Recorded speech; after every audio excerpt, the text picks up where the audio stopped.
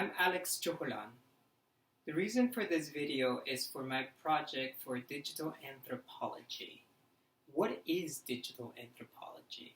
Digital anthropology is the study of relationship between humans and the technological world that we live in today. Right now, we're doing digital anthropology. I am here talking to a camera, and you're on the other side receiving what I'm talking about. There are other ways of how to do digital anthropology. You could do it through a podcast or an online blog. The purpose for this project are two. The first one is to reconnect with my ancestors. See, I am Mayan. I came to the US when I was 5, and I didn't really connect with my ancestors back then or during my life, and now, as an adult, I am really trying to connect and learn more. The second purpose is to connect with ancient wisdom. I'm a believer that there is so much wisdom that our ancestors, not only the Mayas, but around the world, had. And I am curious and seeking to learn more about that. Today we're going to talk about the Maya calendar. The Maya calendar has 3 main calendars. The first one, Hab, which is similar to our Gregorian calendar that we use today. It has 365 days, it goes through the seasons, very similar, although ours starts in January and the Hab, the first month, starts at the end of July. The second calendar that the Mayas use is the moon calendar. The moon calendar goes in 9-day cycles. So 1 to 9, and it starts again to number 1.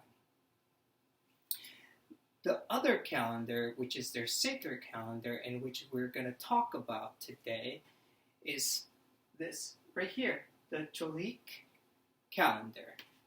The Tzolk'in direct translation of that is the orders of the day. American anthropologist William E. Gates translated that word to Tzolk'in calendar, which is the most recognizable name for this calendar, so we're just going to use that and those days. This calendar, there's a lot happening, but we're going to talk about 3 main things. The first thing we're going to talk about are the colors, the numbers, and the glyphs. If you see the rows are in different colors. There's red, white. This one right here is supposed to be black, but I decided to do blue for the purpose to be able to see through this canvas material a little bit better. And the last color is yellow. The red represents east. The white represents north. The blue represents west. And the yellow represents south. The next thing we're going to talk are about the numbers. If you have ever seen any Maya calendars or glyphs, there are many numbers in the glyphs, and they're in dots or bars. The dots could be represented by our fingers. The bars could be represented by the whole hand. So the way that this calendar works, you start on top, and then you go down on the column. So 1, 2, 3, 4, and 5. So the way that you would count that is 1, 2 fingers, 3 fingers, 4 fingers, and 5. The hand is 5. And the way that this calendar works is there are 20 days, and it goes by tercenas, which are 13 I would translate in like months, but not really. Stay with me. So the way it would work is 1 to 13, and another decena would start. 1 to 13, and another decena would start. 1 to 13, and so on. The other thing that we have in this calendar are the glyphs. The glyphs represents gods, or you could also say energies. So the first glyph that we have here is Imix. And Imix is the representation of creation. It's the first day that is on this calendar. Then we have Ik. Then we have Akbal. Then we have Khan, Chichan, Kimi. Kimi represents death, but it also represents rebirth. So when we, like other cultures, if we die, our energy is transported to something else. The energy continues. We have Manik, which represents the universe. Lamat, which represents the abilities. If you see it, there's 4 corners. It's like bringing the 4 corners of the world together. Mulak, over here. Oak, the animal for oak is the dog, which is an energetic kind of day. June is a very special day. This day are where a lot of the artists are born, a lot of the writers, a lot of the poets, a lot of the musicians. So if you are born on this day, you are prone to have these skills. And if you don't know, maybe they're really deep inside of you and it's time to discover it. We have Eb, which means action, to move. Ben. Ix. Ix is jaguar, represents the jaguar. If you look at this glyph, I know it's far away, but there's dots in there. So if you ever look at a Maya glyph and there's some dots on the glyph, it's perhaps talking about a jaguar, referring to a jaguar. So that's something to keep an eye out when you are looking at glyphs. The next one is Men, Seep, Guak, it's Nap, Guak, and Ahu. Ahu represents the god of the corn, one of the creators. Corn was one of the crops that kept the Maya civilization alive, and that was able to feed so many people and just was that great civilization because they had access to corn. So the day Ahu doesn't really represent animal, but it does represent the energy of a leader, of somebody that gives and provides and creates. So that's a very special day. They're all a very special day, but that kind of represents the creation, the creator. So now that we've gone through the glyphs, we have seen that there's 20, and that represents the 20 days. And then there's tercenas. That could be a little bit confusing. But we're going to check out my birthday. My birthday is August 17 of 1986. So in the Maya calendar, I am born on the first day of Caban. Caban is it's the 11th tercena. So what we're going to do here to find that day, we're going to go to the 11th tercena, and my day is the first day of that 11th tercena. So we're going to go to the first 13. That's 1, 2, 3, 4, 5, 6, 7, 8, 9, 10, 11, and 12. I think I might have done something wrong.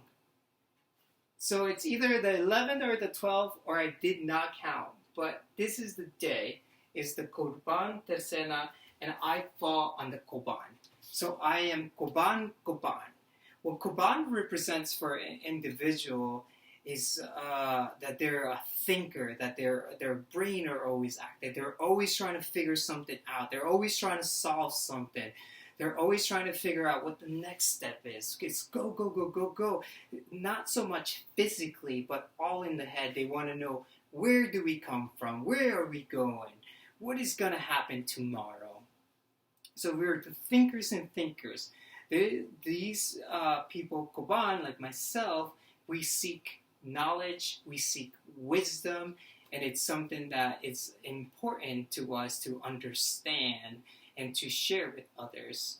Another thing about Koban is that we are leaders. We tend to have leadership positions. I myself have different leader positions, and it's not that I can't get better, I'm a good leader. It's something that I naturally feel like I'm a good leader. And that was good to understand for myself, that it's something that I have. Another thing that was good for me to understand is that thinking.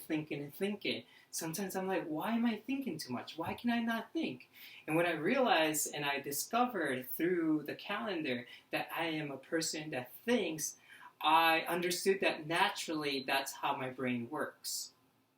So it's important for me to sometimes hit that pause button and just give myself an opportunity to calm my brain and not be thinking all the time.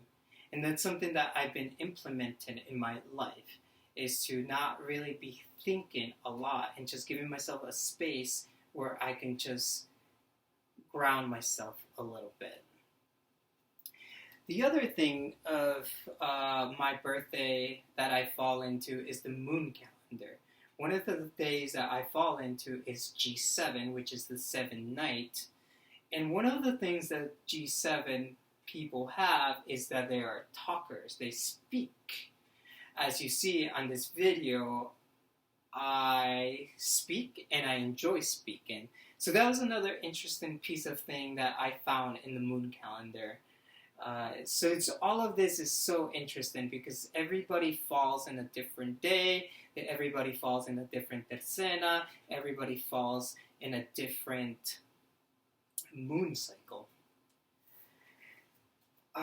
So these days could be very important for an individual to know and understand themselves better. They are given these gifts that you can have, and you should manifest these gifts. I'm not saying that your only gift is one of that day and you can't have others, because you can learn others, you can have other abilities, but naturally you're given one gift that day you were born. And it's good for us to know what that gift. What are we good for?